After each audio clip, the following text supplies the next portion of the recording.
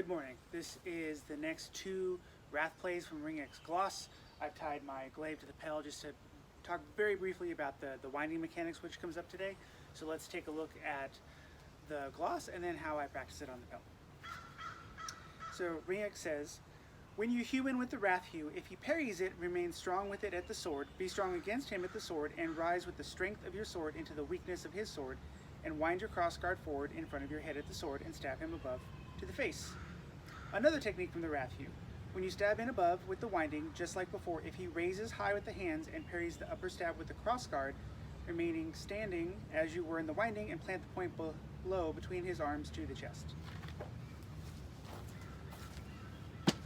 So we have looked at winding before. Last week we were reacting with the Zornhau to an attack. This time we're attacking the opponent's parrying.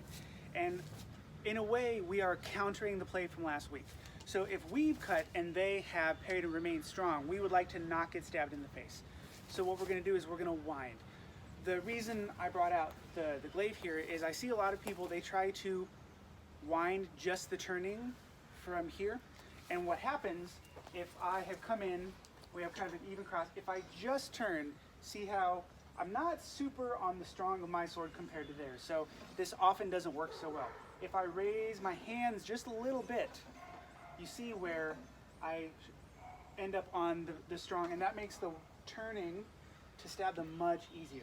So I just wanted to mention, and Ringeck says, you know, when we raise the arms, we're doing this slightly up and forward to get the strong of our sword onto theirs before we do the turning. If we don't do that, if we stay low and just try to turn, or kind of turn and rise at the same time, often people get stuck in the middle and they'll find that their point deviates off of their opponent and they can't actually stab them. So just remember, rise and turn, don't try to just turn. And that's really the only reason I stuck the glaive on it. So the first play is we cut, they're staying strong, we don't want their point on our face, we're going to rise and turn and stab them in the face. The next thing is kind of the other oh shit response. So last week when we were doing this, the opponent pushed off to the side.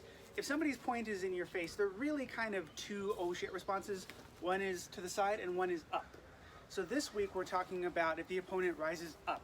They're actually catching our point on their crossguard and picking it up above their head. It's a very common defensive response to not getting stabbed in the face. So we're going to cut, rise and wind, stab them in the face. And if they counter that by rising, we're going to cut, rise and wind, disengage under, and stab them in the chest. So they've done this, they've kind of given us this opening underneath their sword. We're going to place our point on their chest or throat. So the way I do this on the pedal, because of the way it works, I actually kind of shadow box it and just land the thrust on the pedal. So what I'll do is I'll stand slightly out of range, I will cut, rise and turn, disengage, and just land the thrust.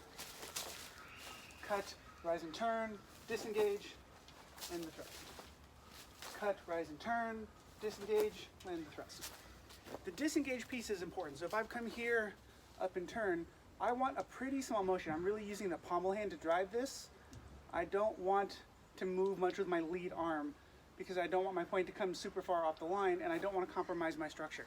The other thing is when I do this disengage, I don't do this because I don't have a lot of good kind of structure, and if they drive down, they might drive my arms down. So I try to make sure that when I'm here, when I do the disengage, I come in with my body so that if they're pressing, you know, my skeleton is collected under my sword.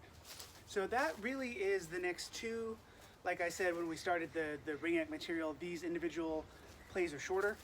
So just one more time, facing the camera, cut, rise and turn, disengage and thrust. Then one more time at the pedal, cut, rise and turn, disengage and thrust. So go ahead and play with those. I think that they flow pretty nicely. And you can almost use these as a flow drill. You just try to hit them in the head. If they defend, you wind and try to stab them. And if they lift, you disengage under and stab them anyway. So play with those and we'll look at the next couple sets next week.